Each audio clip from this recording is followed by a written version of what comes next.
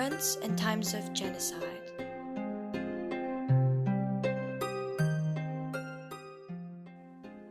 Irena Zawadzka, Lucyna Żywuska, and Zofia Oszakowska are all alumni of my high school, Królówka, who were distinguished with the Righteous Among the Nations honorific for helping their schoolmate, Zipporah Sunshine, during the Holocaust. The girls' friendship was strongly visible. Apart from the time spent at school, they frequently visited each other at home and even invited one another to both Christian and Jewish celebrations, which their parents fully accepted. The four friends participated very actively in the school life. After graduation, they went on to continue their education in the top Polish and European universities. However, their life forced them to face the most difficult challenge that they were yet to face. Their hometown, Siedlce, was heavily bombarded, and its citizens had to deal with the ordeals of war, poverty, and violence. Zipporah was isolated in the ghetto. Her family's business was taken over by the Nazis. From that moment on, she became dependent on her high school friends' help. Zippa was pregnant, and the girls tried to help her escape from the ghetto, so that she could have a safe and calm delivery. They tried to put her in a monastery, but it didn't have enough capability to host even one additional person. Finally, they managed to find a remote house on the outskirts of Siedlce. The windows were shuttered day and night, and she lived in continuous darkness.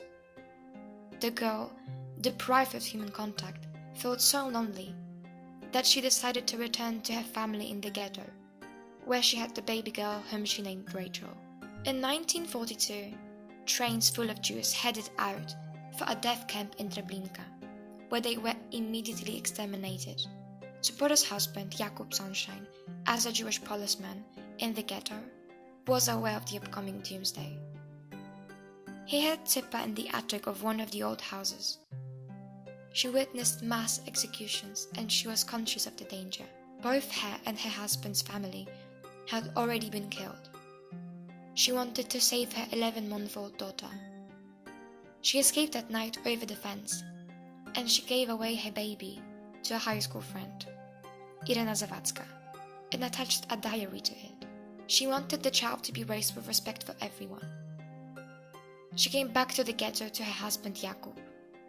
Neither of them survived, as they both died during the transport to Treblinka. She probably poisoned herself with cyanide to avoid the harder suffering.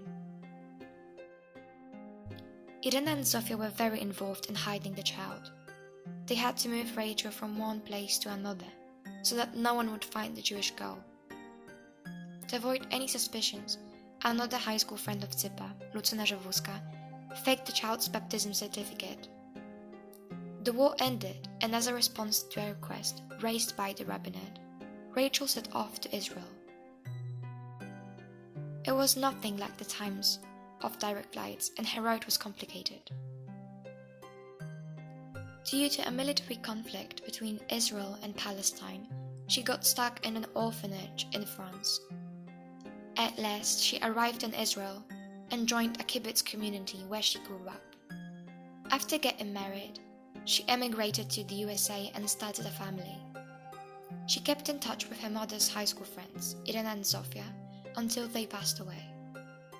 Nowadays, the students of my school also keep in touch with their descendants. Not only virtually, but also in real life. We are extremely proud to be heirs to their extraordinary legacy. This story pushes us to make ethically right decisions and teaches us tolerance and humanity.